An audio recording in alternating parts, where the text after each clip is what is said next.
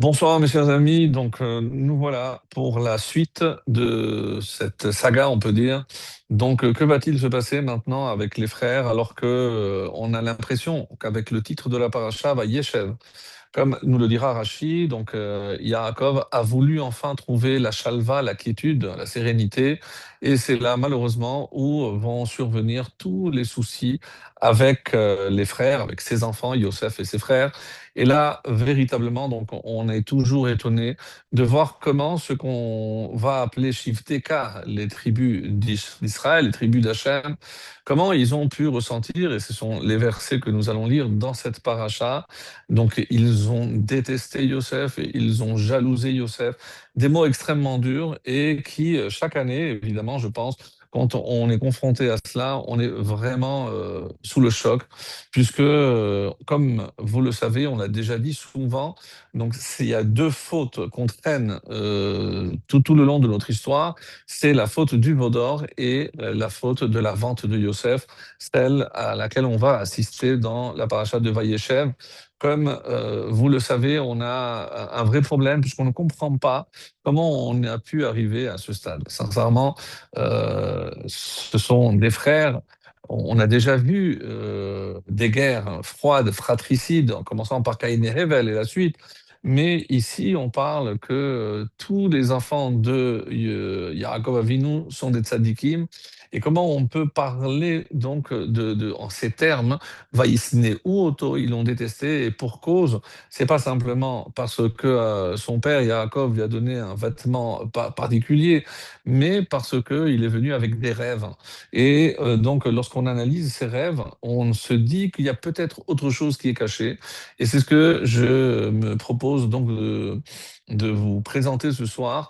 En tout cas, une nouvelle lecture, grâce encore une fois à la Chassidoute, puisque, comme vous le savez, aujourd'hui, on était le Yud Tet qui se lève, donc le Rosh Hashanah de la Chassidoute, et on va puiser peut-être justement dans la Chassidoute une réponse que j'ai trouvée vraiment merveilleuse, qui nous permet aussi de comprendre avec une perspective beaucoup plus large cette guerre fratricide entre Yosef et ses frères, mais qu'est-ce qui est en jeu véritablement?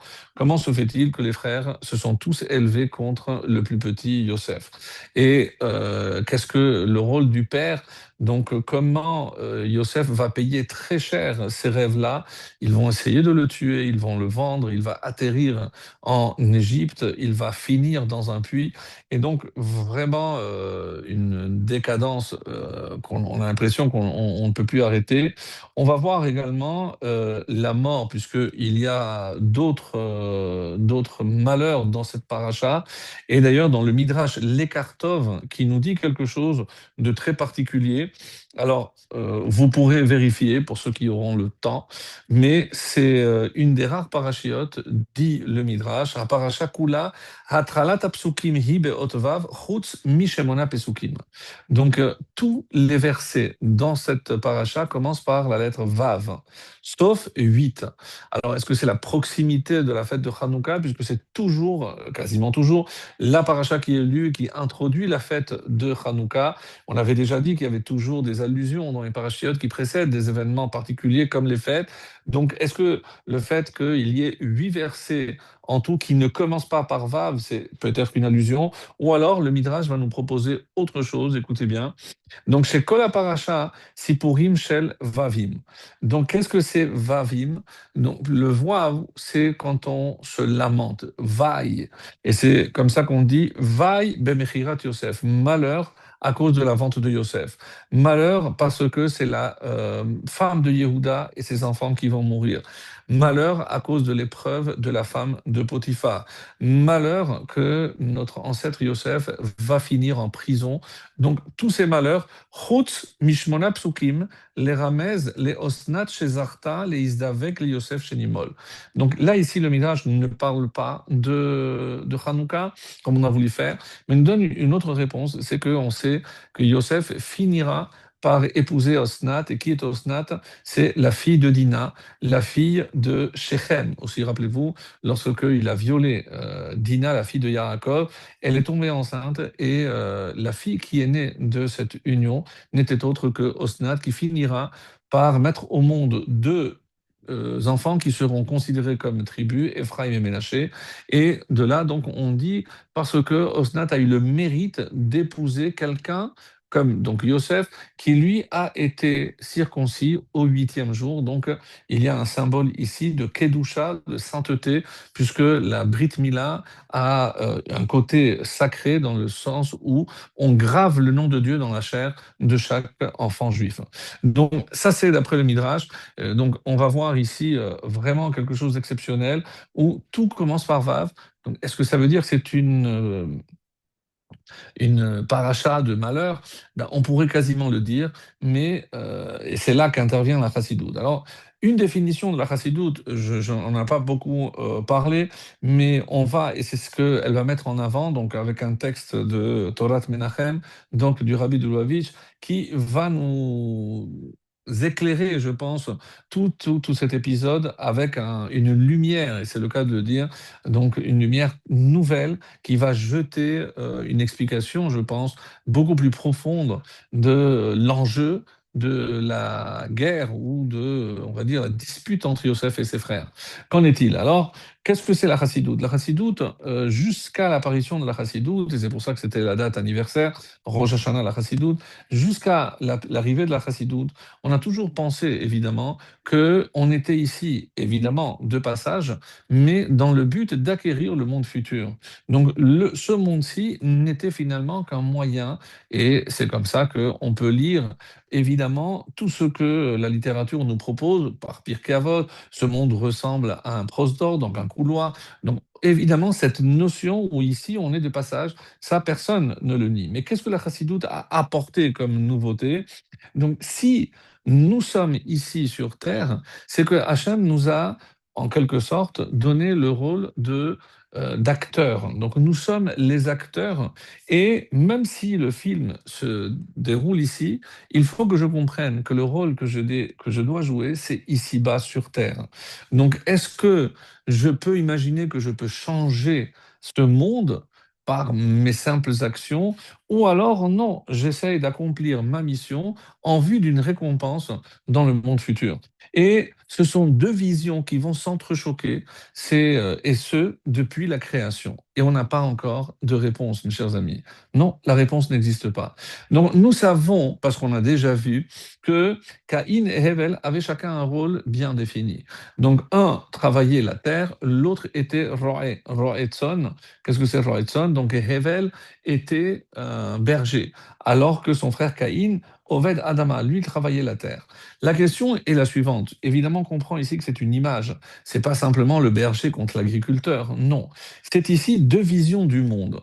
Est-ce que je dois obtenir de ce monde tout ce que je peux faire, ou alors non, je me place au-dessus et pour faire paître les animaux, je n'ai pas besoin de m'impliquer. Moi, je suis toujours en train de penser à des choses hautement, beaucoup plus élevées que l'agriculteur qui, la seule fois peut-être où il va lever les yeux, c'est pour espérer ou pour prier pour la pluie. Donc alors, donc, il est trop dans la matière.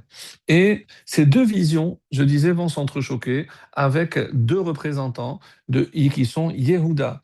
Et Vayered Yehuda Metechab. La paracha va être très dure avec Yehuda, puisqu'on dit qu'il est descendu. Il est descendu aux yeux des frères, parce que les frères lui ont reproché. De la même façon que tu nous as dit, on va prendre cette tunique, on va la tremper, on va tromper notre père. Si tu nous avais dit non, on va sortir cet enfant, on va le ramener, on est allé déjà trop loin, eh bien on t'aurait écouté, on t'aurait suivi.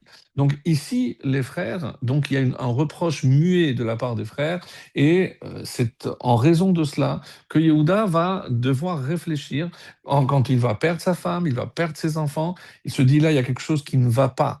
Donc vraiment, donc il n'y a pas de coupure. Donc on s'est dit qu'il y a quelque chose. Avant, on interrompt donc tout l'épisode qui se déroule avec Yosef, et à l'intérieur, donc, on parle de ce qui se passe avec Yehuda, qui, comme vous le savez, va laisser enceinte Tamar, Tamar qui aura deux jumeaux, Peretz et Zerah. Et on sait que de quoi s'occupait Hachem pendant que Yosef descendait en Égypte, en prison, il s'occupait de la Géoula, ni plus ni moins. Donc quand on dit que la fête par excellence qui nous projette dans le futur, puisque on joue tous à être un peu le Kohen Gadol, on est tous là en train d'allumer une menorah, mais pour nous rappeler évidemment ce qui se déroulait dans le Beth Amikdash.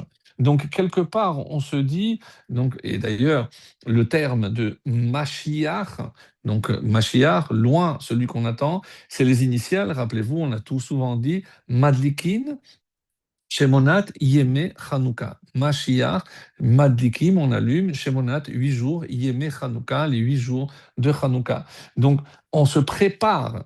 Donc, s'il y a une fête véritablement qui ne symbolise pas que le passé, pour rappeler le miracle de la trouvaille de cette huile, non, il y a beaucoup plus important, c'est qu'on se projette dans le futur et on voit dans cette paracha que c'est la première fois dans les commentaires où on dit Hachem s'occupe de la Géoula.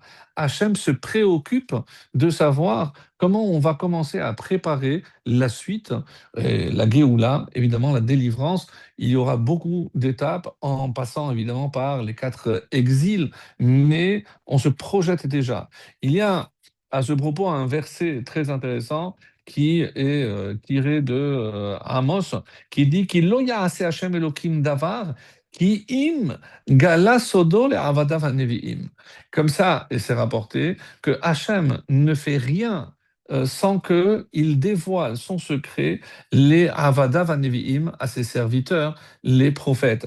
Et c'est pour ça qu'on dit que Adam a vu les 4 exils, Yaakov, évidemment qu'il a vu les exils, donc on avait parlé la semaine dernière donc de la fameuse échelle, et on a vu que c'est quoi les représentants donc qui montaient, c'est les anges tutélaires des 4 exils, où on a vu donc l'ange de Babel qui est monté 70 marches, c'est les 70 ans. Après, il y a eu Madaï, 52 marches, 52 ans. Et on arrive à Yavan, Yavan, la Grèce, donc 180 ans, où la Grèce va dominer en terre d'Israël.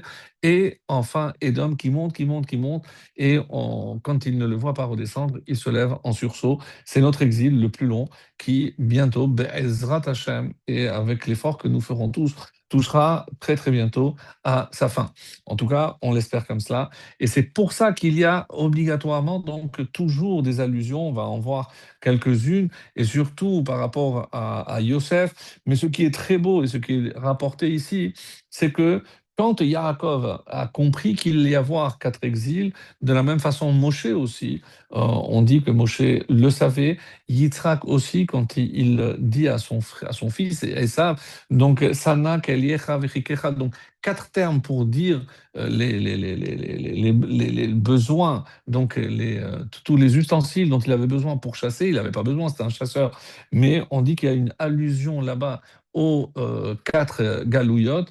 Et là, on nous révèle, les Chachamim nous disent que Yaakov a préparé des 12 tribus pour nous libérer de 2 exils, et Moshe a préparé 2 autres tribus pour nous libérer également de 2 autres exils. Alors, de quoi il s'agit?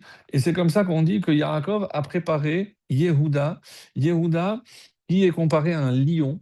Et quel est le royaume qui est comparé à un lion? On dit que c'est Babylone, donc Bavel.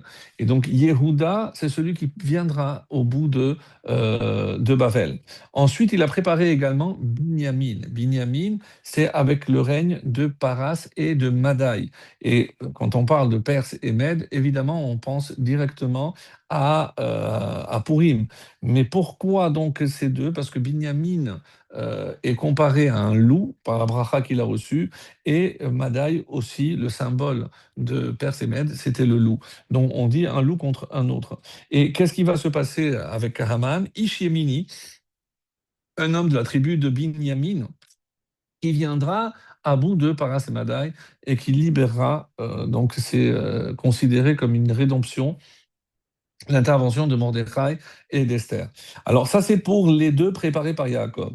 Et Moshe Rabbeinu en a préparé deux aussi, et là, c'est très intéressant, parce que on dit qu'il y a Yosef, et pourquoi Yosef? Rappelez-vous que Yaakov, il est sorti à la rencontre de Esav à la naissance de Yosef. Et pourquoi? Comme Rachid nous dit, il est considéré comme Sitno chez Yosef, l'ennemi, celui qui pourra venir à bout. Et cette phrase qui est répétée par Rashi au nom du Midrash, qu'en Esav nofel ela beyad baneha shel Rachel. Esav ne pourra tomber que par les enfants de Rachel. Donc Binyamin, c'est contre Paras et Madaï. Donc Yosef, c'est contre justement Édom.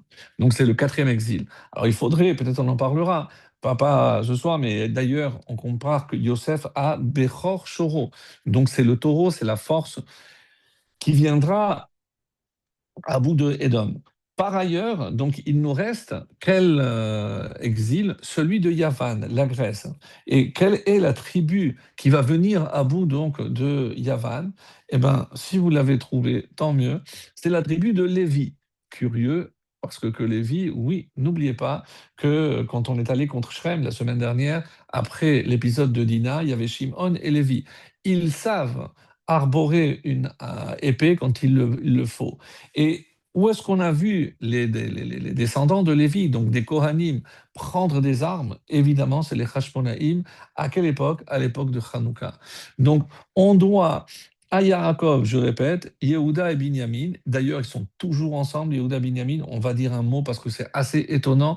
D'où vient cette proximité de Yehuda avec Binyamin? Oui, on va le voir la semaine prochaine, notamment lorsqu'il sera question de redescendre en Égypte et Yehuda va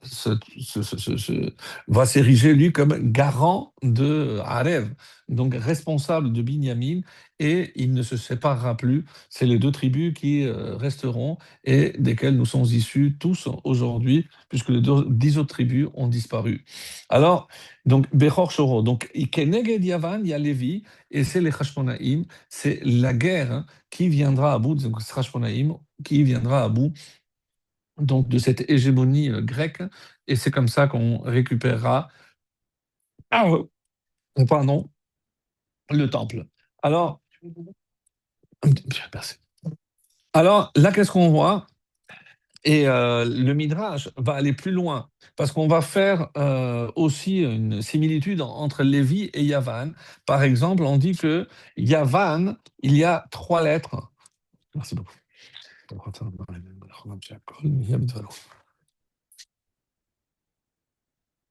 Yavan est composé de trois lettres et Lévi aussi est composé de trois lettres. Évidemment, vous allez dire il y a d'autres tribus aussi, mais donc et là par exemple, on dira que Yavan est le troisième exil, donc après Babel, Madaï, Yavan c'est le troisième, et Lévi après Réhouven, Shimon, Lévi lui aussi le troisième. Donc encore une similitude. Et là où on bascule, puisqu'on dit que Yavan, ils étaient extrêmement nombreux, alors que Lévi, ils sont très peu nombreux, comme on le lira dès la semaine prochaine, dès le début de la fête de Hanouka. Donc, tu as livré des nombreux entre les mains de peu nombreux. Donc, une allusion à cela. Et on verra également, donc si on a le temps, puisque tout le monde connaît la chanson de Mao Sour, mais la vérité, c'est qu'il faudrait vraiment l'étudier, puisque on dit qu'il y a des secrets. Donc, dans le dernier vers, on dit là-bas, Yevanim nikbetsu alay, les Grecs donc, se sont tous réunis contre moi. Azaï, donc à l'époque, Bime Hashmanim, à l'époque des Hashmonaïm, Ufaretsu Chomod Migdalai, donc ils ont défoncé les murailles de la tour, Vetim ou Kolashmanim, et ils ont rendu impures toutes les huiles.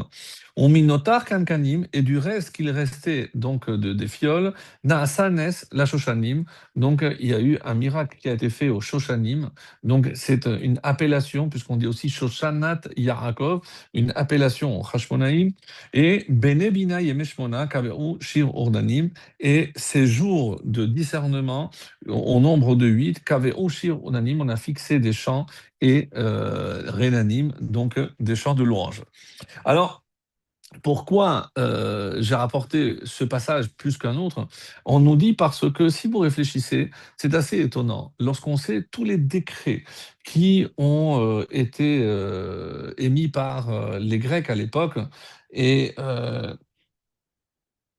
ne serait-ce que l'interdiction de proclamer la nouvelle lune, le nouveau mois, le Rosh Chodesh, donc l'interdiction de faire la Brit Mila, l'interdiction de faire le Shabbat. Donc il y a des choses extrêmement graves. Et tout ce qu'on retient, apparemment, enfin l'auteur donc, de ce poème, tout ce qu'il retient, c'est qu'ils ont rendu impur hein, l'huile. Donc c'est un peu étonnant. Et j'espère que d'ici la fin, on va essayer de comprendre pourquoi, alors qu'il y avait tellement de décrets, et je me rappelle qu'une des années, on avait lu la liste de tous ces décrets euh, pour, contre les Juifs à l'époque des Grecs. Donc, on va en parler. Mais je reviens donc à notre premier thème, qui est celui de cette mésentente entre Yosef et Yehuda et les frères. Alors, j'expliquais donc que la chassidoute prouve qu'il n'y a pas, encore une fois, une élite au sein du peuple juif, hein, donc celle qui peut évidemment s'occuper de spiritualité, c'est pas une vision, puisque c'est vrai que tout le monde ne peut pas se consacrer à l'étude comme on peut imaginer, donc c'est quelque chose qui n'est pas donné à tout le monde. Alors, qu'en est-il? Et c'est ça la discussion entre Yosef et Yehuda. Quand on dit, et on va le voir, c'est plutôt la semaine prochaine, que les frères ne l'ont pas reconnu. Il avait 17 ans. Alors, prenez un jeune de 17 ans, Rachi parle de barbe. Alors, mettez un peu de barbe, les traits sont les mêmes, je veux dire. On n'a pas un changement tellement radical qu'on dit qu'ils n'ont pas reconnu. Alors, ils n'ont pas reconnu physiquement, mais spirituellement. Pourquoi? Parce que eux tenaient comme argument, et c'est la thèse, que le juif ne peut pas s'impliquer dans ce monde, il doit s'occuper uniquement de ce qui est au-dessus. Et c'est pour ça que quand on parle des frères de Yosef, qu'est-ce qu'ils sont? Tous des bergers. Alors que l'Égypte est contre, c'est pour ça qu'ils ne pouvaient pas manger ensemble, parce que les bergers étaient mal vus, comme des fainéants, puisqu'ils traînent toujours, ils n'ont pas vraiment un travail. Donc, alors que tous les frères sont des bergers. Alors, qu'est-ce qui se cache derrière? Donc, j'avais commencé à dire qu'on a déjà vu ça chez Caïn et Hével, mais on peut aller beaucoup plus loin, puisque au départ, je rappelle que Yaakov, lui, il s'occupait dans l'attente de la Torah, donc lui, c'était celui du ciel, et Aesav, Ishsadé. Et Aesav, c'est celui qui s'occupait du champ, donc de ce monde. Donc on voit véritablement cette répartition tout au long de l'histoire, et à se demander si chaque fois qu'il y a un désaccord entre frères, est-ce que ce n'est pas un héritage de justement ces deux arguments, ces deux thèses qui s'opposent jusqu'à aujourd'hui? Est-ce que tout le monde doit aller dans une yeshiva étudier? Est-ce que personne ne devrait travailler? Est-ce que je peux combiner les deux? Où est la vérité aujourd'hui? Et encore une fois, on n'a pas, si on avait la solution, la réponse à cette question, eh ben, je pense qu'ici en Israël, les choses seraient, ou dans le monde déjà, seraient bien différentes. Quoi qu'il en soit, et c'est ce passage que je voulais vous proposer, d'abord, pour que l'on sache que le Or HaChaim, on dit ici, pourquoi dans les rêves, hein, puisque au début il y a un rêve, Vayisneu oto, au début ils ont commencé à le détester. Vayosifu od seno oto. Après le rêve avec les gerbes, ils ont continué à le détester. Vayachalom, le deuxième rêve, c'est avec les étoiles, le soleil et la lune. Et là, Vaikane Ubo, là, ils se sont montrés jaloux. Alors, qu'est-ce qui a changé? Pourquoi, lorsque on est sur les choses de la terre, c'est les gerbes, puisque eux, ils sont étonnés, parce que eux ne s'occupent pas de la terre, ce n'est pas des agriculteurs, donc ils ne comprennent pas ce rêve, et peut-être qu'il a pris ces rêves pour des réalités, en parlant de, quand ils vont le voir, ah voilà le rêveur, donc c'est moqueur, c'est méprisant, et donc Après vient le Rachaim et dit, Bachalom ze, hesiru asafek she'el lahem bachalom harishon.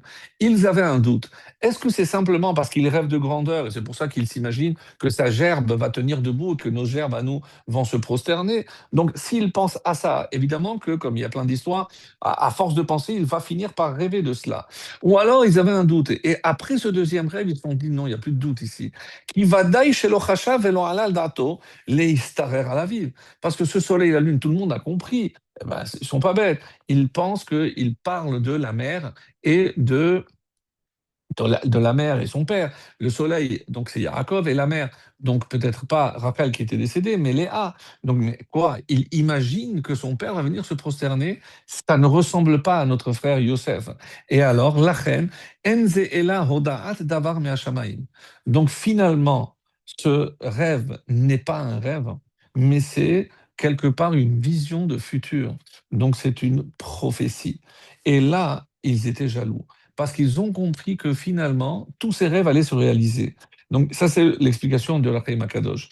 Et maintenant, encore une fois, qu'est-ce qui se cache derrière? Alors c'est pour ça, sans plus tarder, j'aimerais vous lire Torah Menachem qui dit comme ça.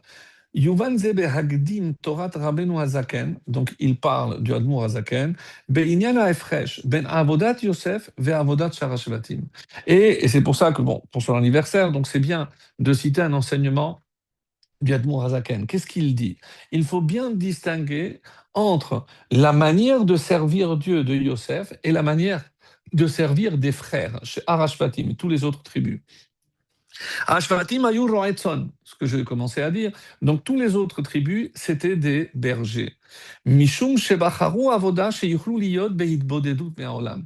Parce que à travers, par le biais donc de ce rôle de berger, ils pouvaient s'isoler, ils pouvaient aller, ce qu'on appelle la hitbodedut, donc s'isoler avec Akadosh Baruch Hu, le troupeau allait paître tranquillement dans les prés et dans les prairies, et eux s'isoler dans la pensée avec Akadosh Baruch Hu. Les fiches et avodatam aïta biprinat merkava l'elokut. Parce que, même si les termes sont un peu plus difficiles à comprendre, parce que cette avoda d'Hachem s'appelle merkava l'elokut, c'est la merkava, donc c'est le char pour la divinité. Eux se considéraient devoir transporter la divinité. Chez Messoura, les Tsaron, pourquoi? Parce que quand je parle d'un char, donc qui contrôle? Évidemment, c'est le cavalier. Eux disaient, c'est eux qui maîtrisent. Velo ratu sha'olam yebalbel otam. Et c'est pour ça qu'ils ne voulaient pas se laisser entraîner par ce monde. Et comme ça, ils savaient qu'ils se dirigeaient vers le ciel et ils ne se laissaient pas entraîner par les affaires purement terrestres. Omnam, donc en revanche, Yosef aya shalit beres Mitzrayim. Quel est le rôle de Yosef? Et jusqu'à sa mort, alors, à l'âge de 110 ans. Lui, qu'est-ce qu'il va faire? De quoi va-t-il s'occuper? Ben, il n'était pas à la yeshiva, même si on ne peut même pas, évidemment, imaginer une seule seconde qu'il n'étudie pas, qu'il ne pratiquait pas comme il faut. Mais il était le gouverneur, donc de Chalit, de l'Égypte. Vegam bebet Potifar aya asuk benihul. Et qu'est-ce qu'il faisait? Il s'occupait de toute l'intendance. Donc c'était quelqu'un qui s'occupait des affaires de ce monde, qui devait à Cheshbonot, il faisait même la comptabilité. Umikol makom inyane haolam lo bilbelu oto. Et la force de Yosef, c'est que malgré toutes ses occupations, il ne s'est jamais laissé entraîner par les besoins ou les attraits de ce monde. Donc on sait qu'il y a eu une grande discussion entre Rabbi Ishmael et Rabbi Shimon Bar Yochai. Rabbi Shimon Bar Yochai a dit il faut faire de la Torah l'essentiel et s'il a besoin, vraiment secondaire pour avoir la parnassa. Rabbi Ishmael a dit non, il faut avoir une parnassa et évidemment toujours avoir en tête que c'est pour servir Hachem. La conclusion de la Gemara est assez étonnante. On dit, beaucoup ont fait comme Rabbi Ishmael, ils ont réussi, beaucoup ont essayé de faire comme Rabbi Shimon Bar Yochai, ils n'ont pas réussi. Qu'est-ce que ça veut dire? Donc bon, ça, ce serait trop long d'analyser, mais on voit que donc presque 2000 ans, 2500 ans après, la dispute entre Yosef et ses frères, on retrouve ces deux thèses représentées par deux des plus grands, Rabbi Ishmael et Rabbi Shimon Bar Yochai. Attendez, la chaise s'en va. Voilà. Rabbi Shimon Bar Yochai, qu'est-ce que je dois déduire de là? Est-ce que parce que Rabbi Ishmael, ceux qui ont suivi Rabbi Ishmael, eh ben, ça a marché, ça veut dire que c'est ça le moyen de servir Dieu? Ou alors, non, je ne peux pas tirer de conclusion. Et la Gemara ne tirera pas de conclusion. Donc, il y a, et c'est pour ça qu'il y a Mashiach ben Yosef, Mashiach ben David, qu'il y a ceux qui, oui, sont capables de s'occuper de Torah, mais grâce à ceux qui travaillent, puisque comment ils peuvent subvenir à leurs besoins, c'est parce que ceux qui travaillent ont compris l'importance et c'est eux qui vont leur permettre de continuer à s'adonner à l'étude sans la préoccupation sans les préoccupations d'ordre matériel. Donc on voit bien que finalement, c'est pas ou l'un ou l'autre, hein, c'est comment trouver en quelque sorte une complémentarité entre les deux. Et dans la paracha, nous allons voir lorsque Yaakov, qui est parfaitement conscient de cette problématique, donc il envoie son fils, Yosef, pour voir comment ça se passe avec les frères. Et c'est ça ce qui est assez étonnant parce qu'il utilise un terme assez révélateur. Et qu'est-ce qu'il dit quand il l'envoie, le père? Alors, si je trouve le verset, Vaikane Ubo, Vailechu, Vairu Oto Merachok. Alors, Vayomer, tac, tac, tac, avant que le père. Et voilà le langage. Donc, Yaakov appelle Yosef et lui dit, Vayomer lo, Lech naree et shelom achecha ve et shelom hatson. Alors, sincèrement, quand je vous lis la traduction, donc il dit, va donc voir comment se portent tes frères et comment se porte le bétail. Je sais pas, si vous avez un tracteur, je dis, va voir comment va ton frère et comment se porte le tracteur, mais les animaux, qu'est-ce qui se cache derrière? Et rapporte-moi des nouvelles. Et il l'envoya, donc c'est comme ça que c'est marqué, mais Emek Chevron, des profondeurs, donc alors que c'est pas une vallée, Vayavo Shechem est arrivé à Shechem, là où il y a eu évidemment l'incident avec Dina. Alors, que dit ici, regardez bien, je termine le texte du Admor Azaken. Velo ratu she'olam yivalbel otam. Donc lui, Yosef a démontré qu'on pouvait s'occuper de ce monde sans se laisser entraîner par, contrairement à Esav, qui malheureusement va se perdre. Et alors, Omnam Yosef aya shalit, et donc il ne s'est pas laissé. Velachen emar vehem lo hikiruhu. Voilà ce que je dis tout à l'heure. Et comment je peux dire qu'ils n'ont pas reconnu qui a shevatim lo hikiru madregat avodat Yosef. Ils ne pouvaient pas imaginer que ça pouvait exister, ce niveau de service à Kadosh Baruch Hu, sheyachol liot asuk beyanei haolam, qu'il était occupé dans les occupations de ce monde, ou beotasha, mais en même temps, liot merkava l'elokut, et aussi être le char pour la divinité, donc même lorsqu'il est dans son bureau ou dans son travail. Et là, c'est l'explication ici, et shelom achecha ve shelom hatson. Donc, que représente, on a dit, le tson? C'est le travail spirituel. Et achecha et shalom. Regarde si tu peux faire le shalom avec la chita, avec la thèse de tes frères. Donc c'est une autre lecture. Et on comprend ici que Yaakov comprenait, lui, il avait vécu ça avec son frère Esav.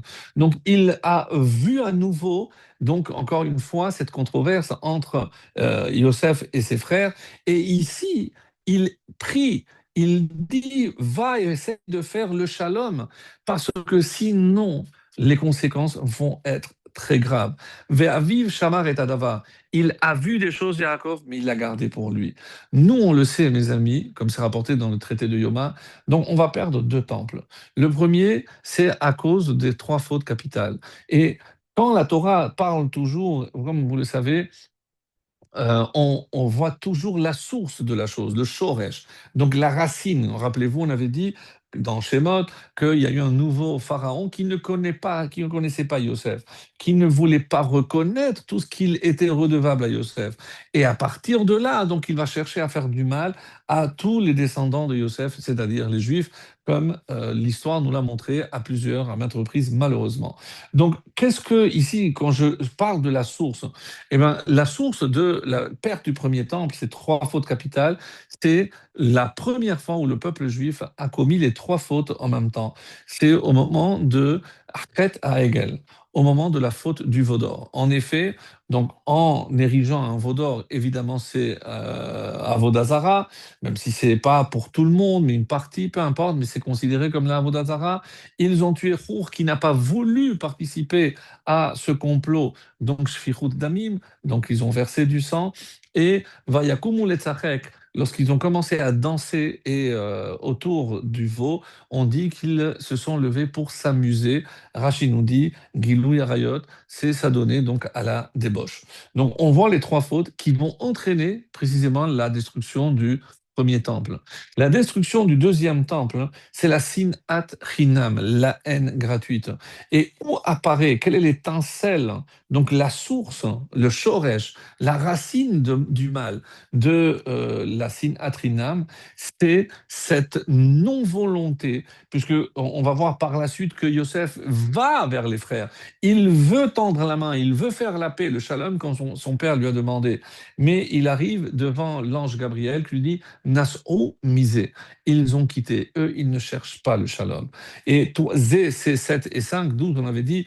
Donc toi, tu veux faire la paix entre les 12. Nas'u, eux, ils ont quitté, ils ont abandonné l'idée de faire le shalom avec toi. Donc attends-toi à ce qu'ils ne soient pas très accueillants. Et à ce moment-là, Nas'u misé, donc on va voir que quand il va arriver, où est-ce qu'il est Hallazé, le Baal Halomot Hallazé, donc voilà ce rêveur, Zé. Donc par ailleurs, on dit également que dans la Megillat de Esther, lorsque Mordechai a eu vent du décret qui est tombé sur le peuple juif, hein, la première question que va poser Esther, hein, Mazé ve'al Mazé. Donc s'il y a un décret qui tombe sur le peuple juif, Mazé al Mazé, ça ne peut être que ou un zé ou l'autre. Quel est le premier zé? C'est la faute du Vaudor. Et on apporte des psukim. Et zé, comme je vais de le montrer, c'est la vente de Yosef. Donc elle veut savoir quelle est la source, quelle est la racine de la faute pour savoir pourquoi vient ce décret. Et qu'est-ce qu'il répond au Mordechai? Si j'ai déchiré mes vêtements, c'est où est-ce que on voit qu'il y a un vêtement qui a été déchiré? C'est évidemment soit le vêtement qu'ils ont arraché à Yosef, soit lorsque Yaakov, en apprenant la mauvaise nouvelle, il déchire aussi son vêtement comme signe de deuil. Donc c'est à cause de Sinat Chinam, répond Mordechai. C'est, et d'ailleurs, on le sait, puisque c'est la force que Haman a utilisée, c'est-à-dire la faiblesse du peuple juif. Yeshno Am Echad Mefozar ou Meforad. Ils sont maintenant séparés, ils ne sont pas unis, c'est le moment de leur tomber dessus. Et donc on voit que malheureusement, chaque fois que nos ennemis se sont montrés forts, c'est dû et comme conséquence directe de notre faiblesse, à quel point, soit dans l'occupation de la Torah, l'étude et la pratique des mitzvot, soit malheureusement parce que entre nous, on n'arrive pas à s'entendre. Et ça, c'est vraiment très triste. Donc, ça, c'est la lecture extraordinaire donc, du Admour Hazaken, qui, encore une fois, nous montre que par rapport à cette haine ou cette jalousie, il y a derrière donc tout ce qu'on peut appeler comme la Avodat Hashem, comment, de quelle manière on doit envisager de servir Dieu. Et ça, c'est deux façons, bien sûr, bien différentes, mais somme toute, et on a mis du temps à le comprendre, complémentaires. Donc on ne peut pas choisir ou l'un ou l'autre, mais tant que chacun doit sentir pourquoi il est fait, on est tous différents, il y avait 12 tribus, c'est pour montrer qu'évidemment chacun a une différence, mais l'essentiel, c'est qu'on sache qu'on doit, main dans la main, servir Akadosh Baruch Hu, et c'est ça qui nous protégera contre tous nos ennemis. Alors, pour revenir donc à un lien qui est très très beau aussi, donc, c'est Masechet Shabbat, la page 21. Et en bas, il y a un enseignement assez intéressant qui dit la chose suivante. Amar Rav Kahana. Donc, c'est un enseignement de Rav Kahana qui au nom de Rabbi Nathan Bar Menyouni, au nom aussi de Rabbi Tankoum. Et qu'est-ce qu'il nous dit? Darash, il a exposé donc au nom de Rabbi Tankoum. Mais de quoi s'agit-il? Dans Ner Shel Chanukah, donc on est évidemment dans Bameh Madlikim, deuxième chapitre de Shabbat, où on trouve toutes les questions relatives à la fête de Hanouka, mais on ne va pas rentrer, c'est simplement pour faire un lien entre Hanouka et notre paracha. Ner Shel Chanukah Shenicha Lemala, donc une lumière de Hanouka qu'on a placée au-dessus de 20 amot du sol, n'est pas valable comme par exemple pour une souka ou un mavoy, donc la poutre qu'on met pour fermer un passage et pouvoir transporter à l'intérieur. Alors, je ne rentre pas dans le détail. Et pourquoi? Parce qu'une souka, évidemment, donc s'il y a de l'ombre, donc d'abord je ne vois pas le ciel, et l'ombre qui sera projetée n'est pas par rapport au scar, mais par rapport au déphanotes, donc aux parois. De la même façon, une chanoukia que je place au-delà de 20 amot, donc 10 mètres pour simplifier, ben, je n'est pas visible. Donc, je n'accomplis pas la proclamation, le Pirsou Manès, la proclamation du miracle. Et tout de suite après, la Gemara apporte un autre enseignement de Rav Kahana aussi, qui a dit au nom de Ravi Nathan Bar Manyouni, qui a expliqué au nom de Rav Tanchum la même chose. Maï dirtiv, qu'est-ce qui est écrit? Vehabor rek en bomaim. Le puits était vide, hein, il n'y avait pas d'eau. Et il contenu Vehabor rek, mashma, du sens simple. Donc si je dis qu'il est vide, eh ben, est-ce que je ne sais pas qu'il ne contenait pas de l'eau? Non. Et la Matalmud Loma, qu'est-ce que ça vient nous enseigner? En bomaim, donc pour comprendre qu'il n'y a pas de l'eau, c'est sûr qu'il n'y avait pas. Aval nechashim ve'akravim yeshbo, mais il y avait des serpents et des scorpions qui s'y trouvaient.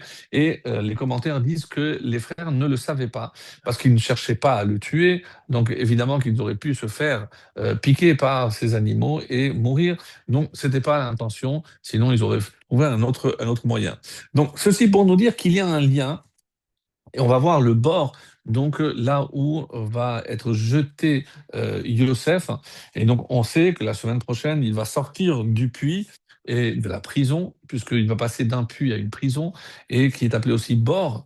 Et ce qui est intéressant, précisément, c'est que le terme bord, c'est 208, et c'est aussi la même valeur numérique que Yitzhak.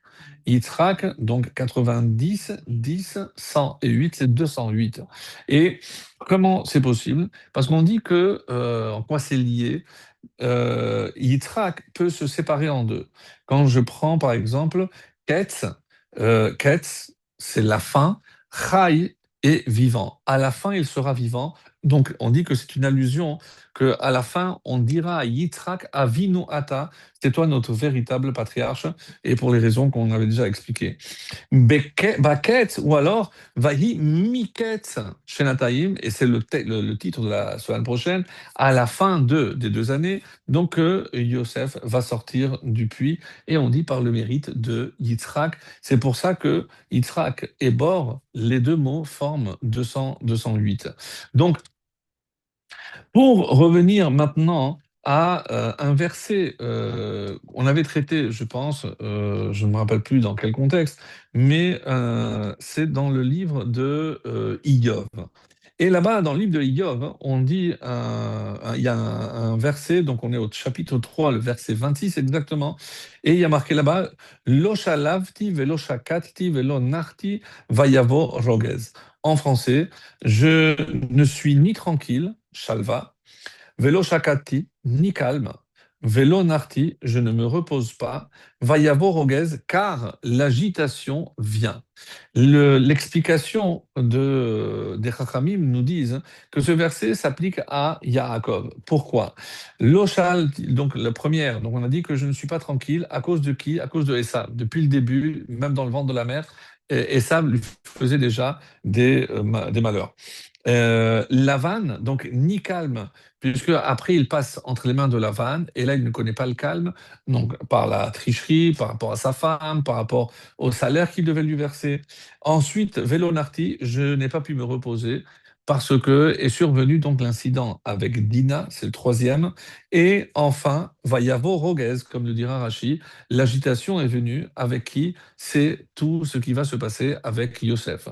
Donc, ce verset, disent nos Chachamim, représente aussi les 4 exils. Donc, Shaval, la tranquillité, c'est Bavel. Madai, donc le calme que j'ai perdu. Le repos, c'est Yavan, il n'y a plus de repos. Et enfin, Édom, donc c'est l'agitation de Yosef, parce qu'on dit que, on a compris que Yosef aussi est celui qui viendra à bout de Édom. Donc ça va très bien. Par ailleurs, le Midrash va nous dire qu'un homme ne peut être touché que par rapport à quatre choses. Et on l'a vu, c'est toujours le Midrash sur Iyov. Et par quoi on commence? Par le corps.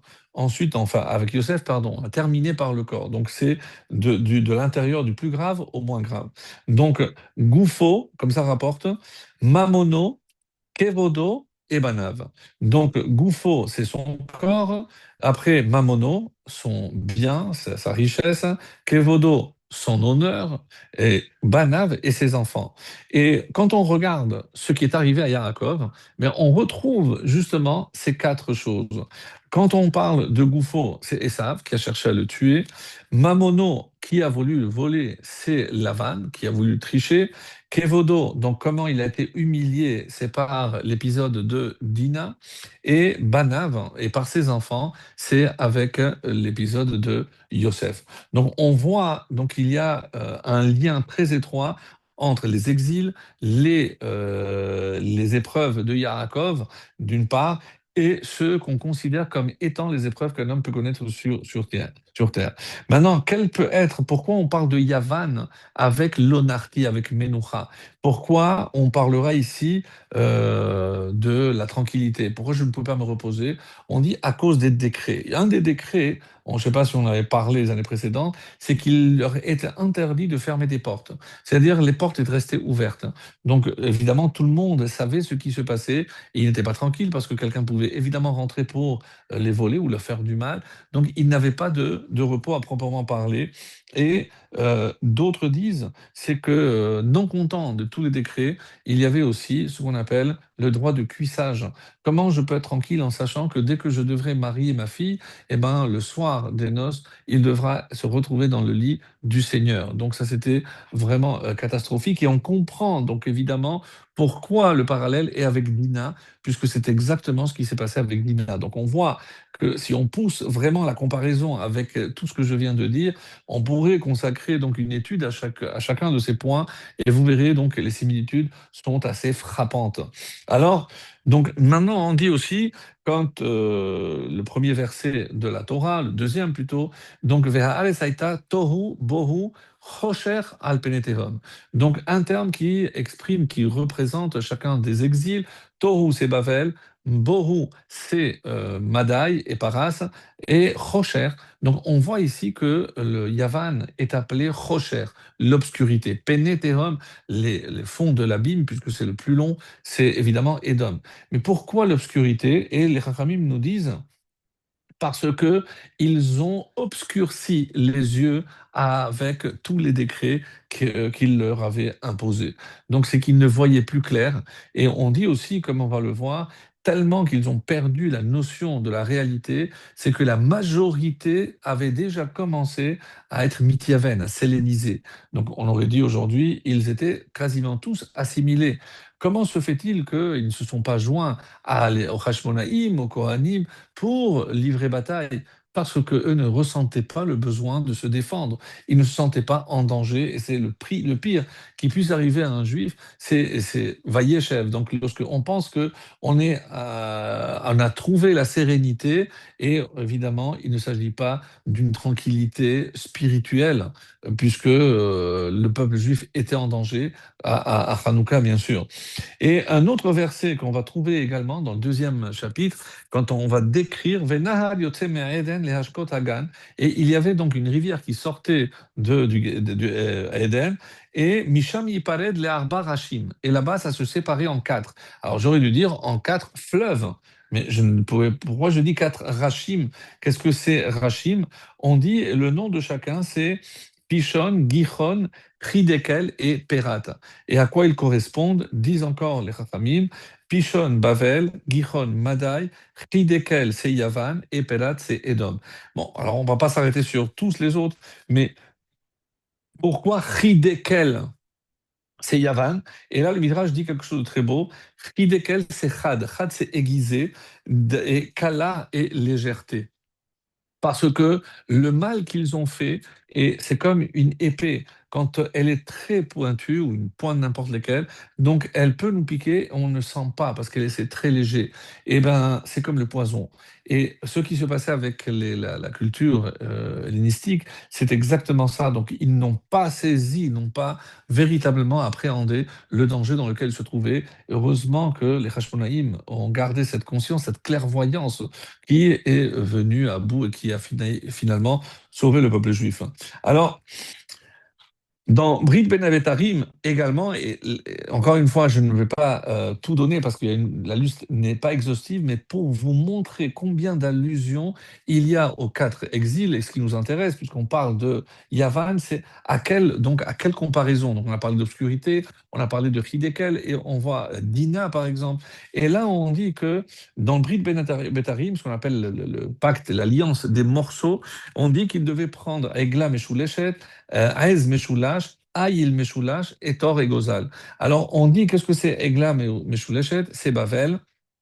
D'après le Midrash, Aez Meshulash, donc une chèvre, c'est Madaï. Aïl Meshulash, un bélier, c'est Yavan. Tor et Gozal, c'est Edom. Vient un autre Midrash, il nous dit, non, Bavel, c'est Egel. Donc, Aez, la chèvre, c'est Yavan. Aïl, c'est Madaï. Thor, c'est Édom et Gozal, hein, c'est Israël. Donc, encore une fois, on va pas tout dire, mais on voit ici, par exemple, puisque je ne dis pas que la liste elle ne se termine pas là, parce qu'elle est encore longue, donc on voit qu'à ce moment-là, il y a un grand sommeil, une grande torpeur. Tardema, Gedola, Nafla al Avraham, Emma, Chashecha, Gedola, Nofelet alav. Donc, Emma, la peur, c'est Bavel. Chashecha, obscurité, encore Yavan. Donc, encore une fois, pour montrer que Yavan est souvent défini par l'obscurité. L'obscurité, malheureusement, on a dit que c'était l'exil, c'est qu'on ne voit pas ce qui nous manque. Et c'est ça le pire. Donc, il n'y a pas de pire aveugle qui ne veut pas voir ce qu'il ne veut pas voir. Il refuse de voir ce qui est des fois tellement clair. Alors, on dit aussi, c'est rapporté comme ça dans le traité de Megillah, à la page 9, donc ce fameux épisode des Septante. Donc le roi Talmaï, Ptolémée, qui a voulu traduire la Bible, qui a pris 70 sages, qui les a mis dans une île séparée chacun des autres, et ils ont tous fait exactement les mêmes différences. Et une des différences, c'est que parmi les quatre animaux qui sont cités comme exception, parce que soit ils ne ruminent pas, soit ils n'ont pas les sabots fendus, donc il y a le harnevet. Arnevet, on a du mal à définir ce que c'est la lièvre ou pas. Et Arnevet, on dit que c'est Yavan, puisqu'il y a le gamal, le chameau, c'est Bavel, Shafan, le lapin, c'est Madaï, Arnevet, est-ce que c'est lièvre ou pas? Et Chazir, c'est Edom, le cochon. Et donc on dit que là-bas ils ont changé. Pourquoi? Parce que le nom de la femme de Ptolémée, de Talmaï, c'était Arnevet. Alors pour ne pas le blesser, ils ont changé d'un animal qui marche sur quatre pattes. Donc, il y a une expression avec laquelle ils ont changé. En tout cas, voilà ce qui est dit. Donc, par rapport donc à ce qu'on peut rajouter à cela, il y a, je disais, donc des allusions qui sont faites dans les différentes parachiotes avec Hanouka. La semaine dernière, on a assisté à cette lutte avec l'ange, dont on avait parlé, et il a réussi à toucher Kaf à Yerer, donc il a réussi à toucher la hanche. Et on avait expliqué parce que la seule faiblesse de Yaakov, c'est qu'il avait épousé deux sœurs et que la hanche ici, comme pour Abraham, lorsqu'il fait le serment avec Eliezer, la hanche représente la Brit Mila. Donc le seul défaut qu'on aurait pu trouver, et c'est Avak Gilou Yarayod, évidemment, que pour Abraham, Yaakov, c'est pas considéré comme une vraie faute, sinon les enfants n'auraient pas été cachers pour fonder les 12 tribus. Mais on dit là-bas qu'il y a une autre explication. Kaf, c'est que Kaf Yerer, Yerer, c'est Yerer Aviv, le fils est appelé la cuisse du père. Pourquoi? Parce que c'est la continuité. Et donc, s'il a touché la cuisse de Yaakov, c'est pour dire qu'il a trouvé un défaut chez les enfants. Et si je n'ai pas rapporté cette explication la semaine dernière, c'est parce qu'on va le voir cette semaine. Et qu'est-ce qui va se passer? Regardez comme c'est beau. On dit que Kaf, Kaf, c'est la pomme, mais c'est aussi la hanche. Et il y a deux lettres, kaf et p. Le kaf, il est fermé, puisque c'est pas le kaf sophite, et le p, il est ouvert, puisque c'est la lettre sophite. Et que représente chacune? Kaf, kaf, c'est aussi la pomme. Mais si c'est fermé, ça veut dire que je ne donne pas. Les frères ne voulaient pas partager avec Yosef. Donc le kaf représente cette fermeture d'esprit de tout ce que vous voudrez par rapport à l'attitude des frères vis-à-vis à l'égard de Yosef. Et paix la bouche ouverte, parce que qu'est-ce qu'il faisait, Yosef? Vayavet dibatam ra'a. Tout ce qu'il voyait qui clochait chez les frères, il se faisait donc, lui, l'émissaire, pour aller tout rapporter à son père. Est-ce qu'il a eu raison de le faire ou pas raison? En tout cas, on dit que la suite et ce qui va générer tous les problèmes par la suite, comme on va le voir à partir de notre paracha ici, donc, c'est parce que, un, et eux, ils se sont fermés, ils n'ont pas voulu partager. Toi, tu ne fais pas partie des nôtres. Et c'est pour ça qu'on va essayer de l'éliminer, soit en essayant de le tuer d'abord, après de le vendre ensuite. Peu importe, mais en tout cas, tu n'es pas avec nous. Et Yosef, il a aussi une part de culpabilité par le fait, d'après le Midrash, qu'il a parlé. Donc, qu'est-ce qui va se passer? Donc, on arrive à Hanouka, et qu'est-ce qu'on trouve? Par, par pour désigner une fiole. Mais là, on a un phénomène bizarre. Pourquoi? Parce que si je prends le mot kaf et je l'inverse, donc je prends la dernière lettre, elle devient la première, j'ai par. Mais là, qu'est-ce qui se passe? Le P, lui, il va être fermé et le kaf, lui, il va être ouvert. Quand est-ce que je vais assister au miracle de Hanouka? Lorsque je vais P, fermer la bouche, je ne vais pas parler du mal de mes frères, et Kaf, lorsque je vais ouvrir ma main à l'autre, lorsque je vais partager avec l'autre, même s'il n'a pas ma même théorie quant au service d'Hachem, parce que lui, il est chassid, l'autre, il est gour, lui, il est chabad, lui, il est litvak, lui, il est ceci, lui, il est sioniste, il est religieux sioniste.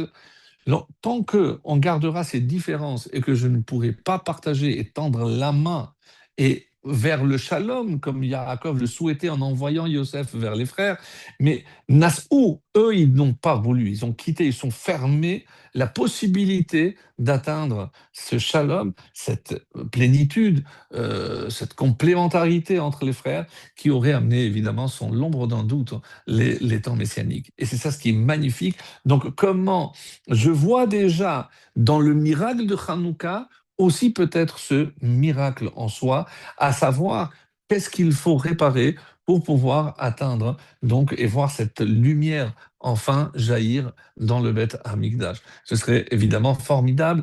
Et il y en a qui disent, par exemple, dans d'autres allusions aussi qui sont très intéressantes, c'est que, par exemple, on dit Vaïgar. Vaïgar, il a touché.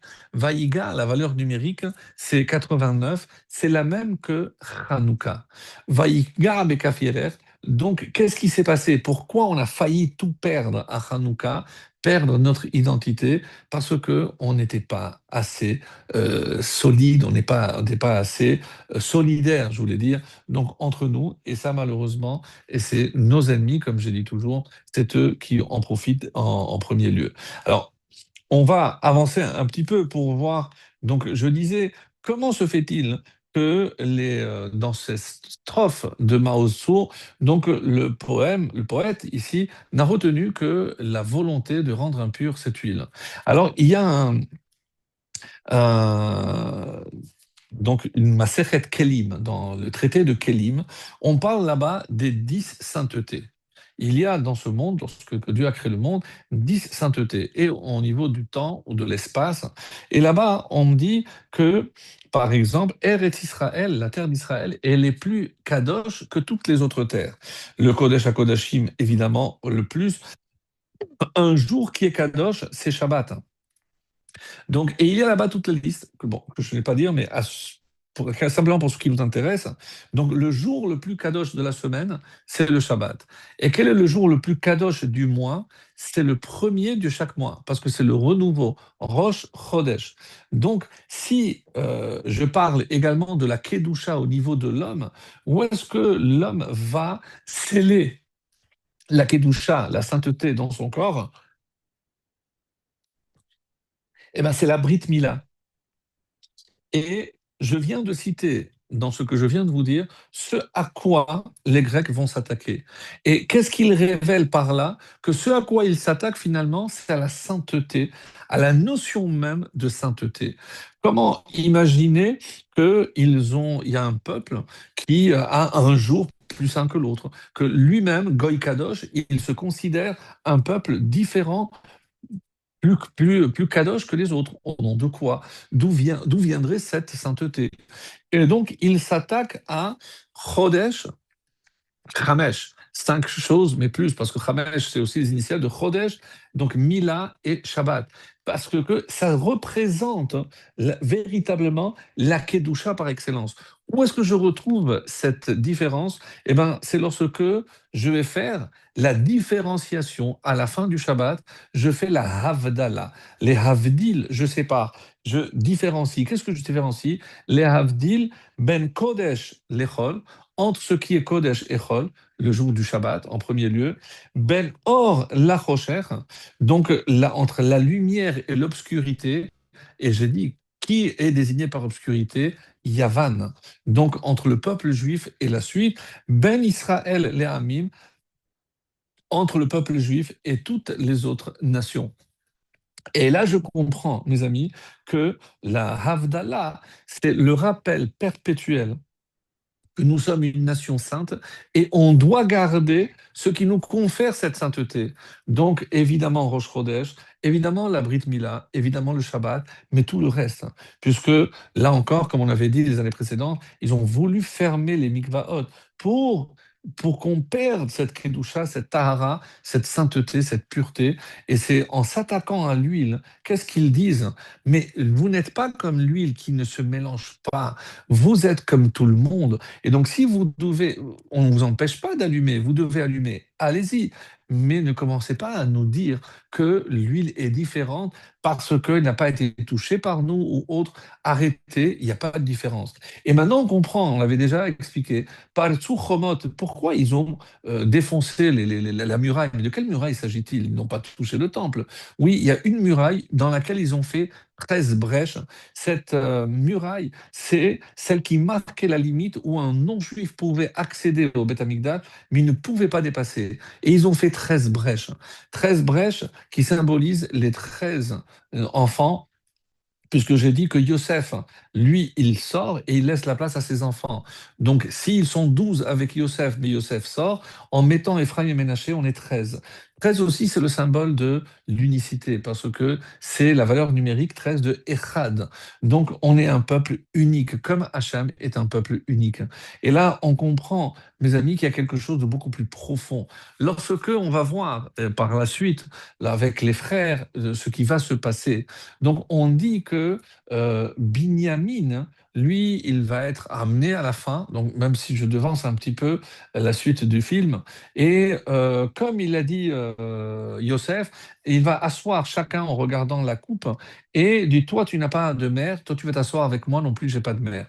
Donc on dit qu'il s'est assis, et c'est pour ça qu'il y avait cinq, il y avait Ephraim Ménaché, Osnat sa femme, Yosef et Binyamin, donc à une table, et les autres à une autre table.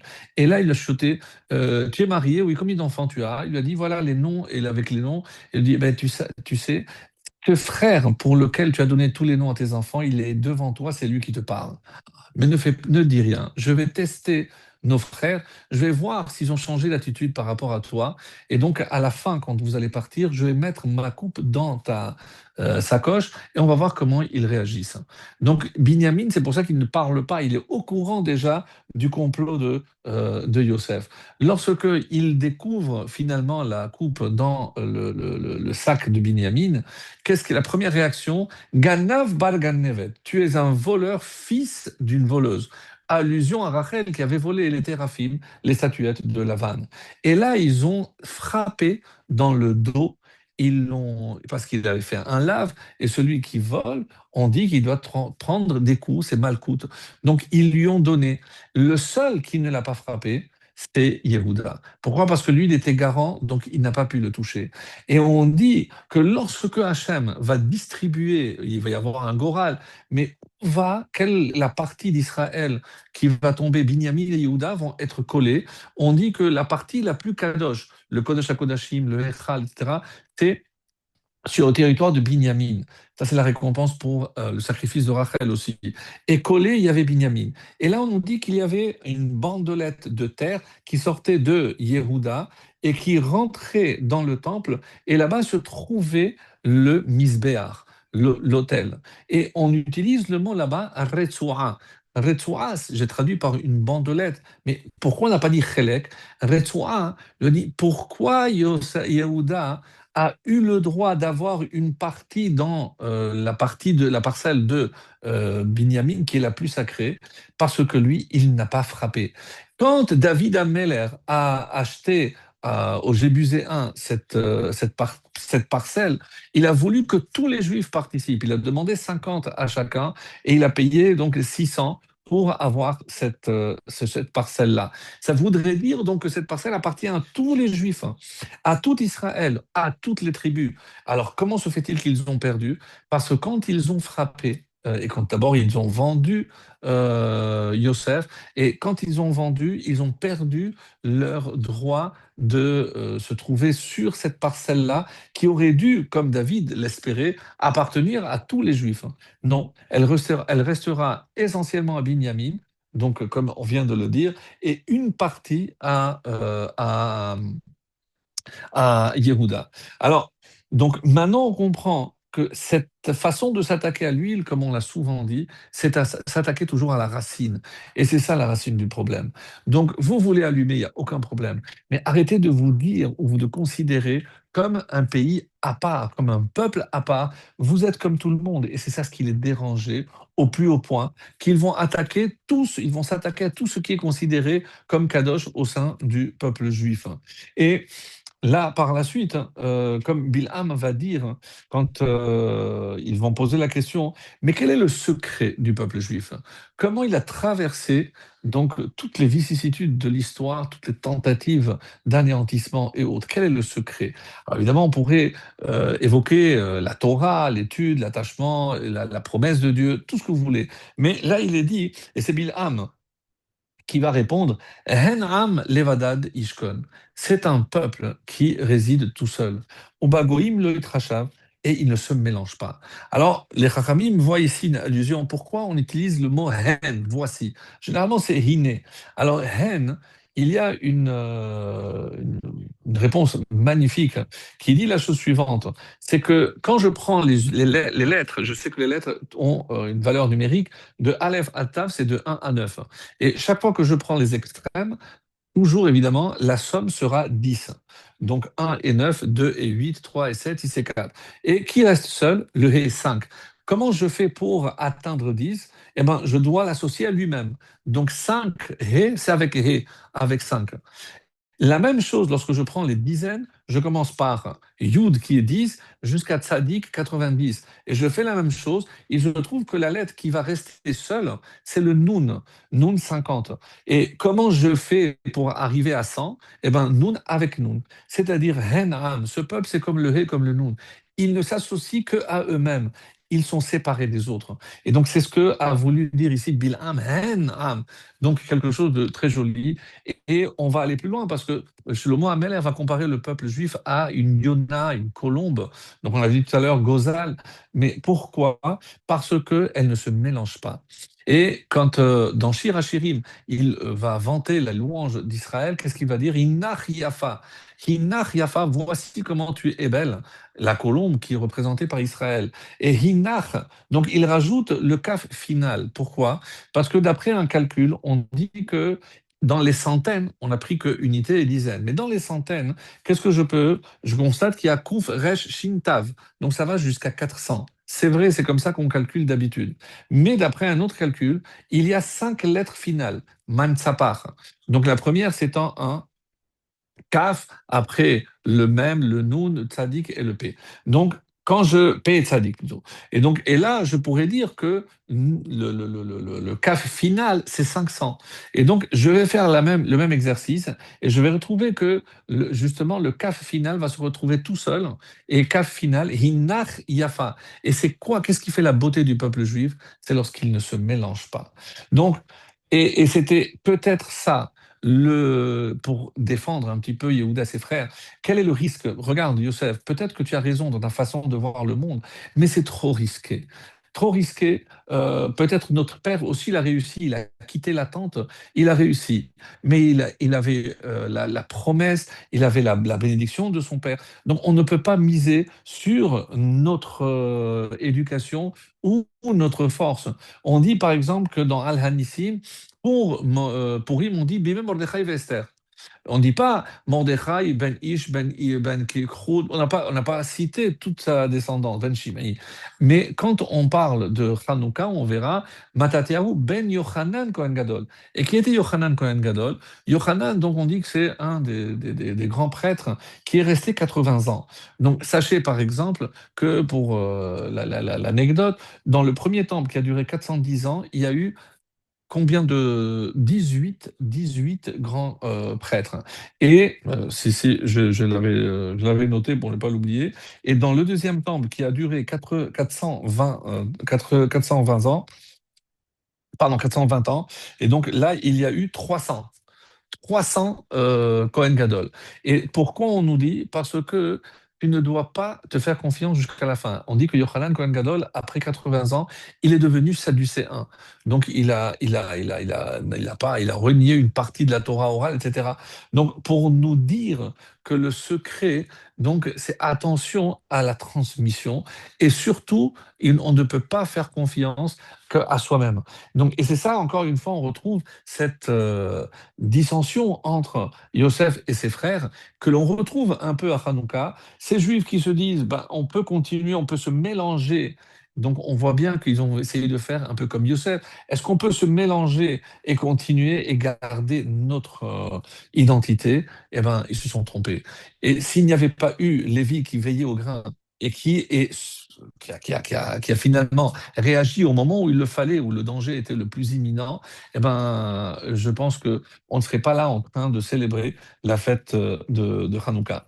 Et en parlant, encore une fois, de Hanouka, puisque on avance, il y a aussi quelque chose de très beau, parce qu'on a dit qu'ils ont fait 13 brèches. Et pour rappeler cela, on dit aussi, puis c'est le Harizal qui dit que dans la bracha que je fais, Baruch ata Hashem Elokeinu melech haolam, asher kideshanu b'mitzvotav v'tzivanu, lehadlik ner Hanouka. Pour qu'il y ait 13 mots, j'enlève Shel. Et la deuxième, Baruch ata Hashem Elokeinu melech haolam, shasa nisim lavotenu, bayamim hahem bazeman hazeh. Il y a 13 mots aussi. Donc, on est venu faire ces brachot pour colmater, parce qu'on dit que lorsqu'ils sont rentrés, les Hashmonaïm, ils ont bouché, ils ont colmaté ces 13 brèches. Il faut comprendre que ça veut dire colmater ces 13 brèches et déjà essayer de réunifier le peuple juif. Donc, c'est déjà colmaté, mais aussi au niveau donc des mitzvot qui vont être fixés à partir de là, c'est pour que l'on comprenne que c'est ça qui va nous sauver. On avait dit les années précédentes, d'après le Mégalia Moukot, les Grecs ne se sont attaqués qu'à ce qui représentait Yosef. Yosef qui est représenté par le shor, par le taureau, parce que le taureau, c'est celui qui travaille, qui nous permet de travailler la terre, encore une fois la terre, et pour que nous dire que En lachem chelek, vous n'avez pas de part dans le Dieu d'Israël. Qu'est-ce qu'il voulait dire par là? Et donc, c'est chelek, donc parce que quand l'explication classique que vous avez entendue, pourquoi il fallait graver ça dans les cordes, parce que c'était les biberons pour commencer dès le jeune âge à modeler la façon de voir, de réfléchir, et c'était une façon aussi de les assimiler pour leur faire perdre leur identité. Et donc, euh, Et c'est pour ça que certains disent, alors que normalement on n'a pas fixé ces jours-là, les Sasson ou le Simcha, bien qu'on fait le Hallel complet, mais il n'y a pas de repas comme un jour de Yom Tov, donc on ne peut pas. Mais on dit, on peut dire quand même Chag Sameach. Pourquoi? Parce que dans Sameach, il y a le Shin, c'est le Shabbat, même c'est Mila, et Chet, c'est Chodesh. Donc en fait, Chag, donc il faut faire une fête pour rétablir. Et c'est pour ça que dans ces 8 jours, il y a Rosh Chodesh, forcément, il y a au moins un Shabbat, et pour un bébé qui est né le premier jour, eh ben, il sera circoncis le huitième jour. Donc on retrouve évidemment ces trois choses qu'on a voulu nous éradiquer. Alors, maintenant, il y en a qui disent que le 13, c'est par rapport aussi au Midot de Rachamim, parce que Hachem, finalement, a eu pitié de nous. Peut-être qu'on n'avait pas assez de mérite. Et c'est là où Hachem a fait preuve qu'on ne méritait pas un miracle. Et pourtant, il a fait en sorte qu'on trouve ce par, cette fiole. Et qu'est-ce qu'on célèbre à travers cette fiole? C'est le fait de se dire que même si on n'avait pas de mérite, Hachem a fait un miracle pour nous. Et il nous a donné, en faisant un clin d'œil, pour nous dire, je suis là, je continuerai de vous protéger, mais préservez cette huile, préservez la pureté, préservez le Shabbat, préservez les règles de Nida, préserver la pureté, préserver la sainteté du calendrier. Et c'est ce message qui, évidemment, traverse à travers Hanouka. Donc, bah, on va peut-être conclure parce que il se fait tard, je ne m'étais pas rendu compte. Donc, on reprendra peut-être pour la suite, mais la conclusion, je voulais dire la chose suivante, c'est que pour ceux qui ont fait de la Gemara dans Baba Kama et autres, on sait qu'il y a 4 éléments qui sont considérés avot nezikin, ceux qui peuvent causer du dommage. Et on parle de shor, bor, mavae et hever. Donc, je ne rentre pas dans la discussion de la Mishnah, comme on dit, mais donc, Shor, c'est quoi? C'est le taureau, parce qu'un taureau, il peut rentrer faire des dommages. Bor, lorsque je peux creuser un puits. Mav'e, il y en a qui disent que c'est Adam, un homme qui peut lui aussi. Et Hever, c'est le feu. Alors, d'une manière très par allusion, on dit qu'est-ce qui peut causer du tort au peuple juif, hein. Donc l'essentiel. Shor, c'est Chet HaEgel. C'est la faute du veau d'or. Et c'est ça ce qu'on dit que les Yévanim, ils voulaient réveiller en mettant le Keren Ashor, en s'attaquant à Yosef. Il y en a qui disent qu'ils voulaient réveiller la vente de Yosef pour nous montrer qu'on avait quelque chose à se reprocher. Et il y en a qui disent non, c'était par rapport aussi à la faute du veau d'or, le shor. Donc d'autres disent le bord. Le bord, évidemment, c'est allusion dans cette paracha à Yosef, qui est jeté dans le puits. Et donc là, on dit que c'est la vente de Yosef. Mav'e, il y en a qui disent que c'est la faute de Adam Arishon, d'autres qui disent que c'est les Meragelim, la faute des explorateurs. Et c'est pour ça que Hever, qu'est-ce que ça peut entraîner, le feu? C'est lorsque les deux temples ont brûlé. Donc, mes amis, donc, si on sait quelles sont les causes de dommages, donc à nous de faire le nécessaire pour nous attacher et essayer, au contraire, donc, de réparer. Alors que, Ezrat Hashem, donc on n'a pas besoin de miracle. Le miracle, c'est peut-être nous qui devons le faire, à savoir chercher cette lumière pure, c'est celle qui se trouve à l'intérieur de chacun d'entre nous.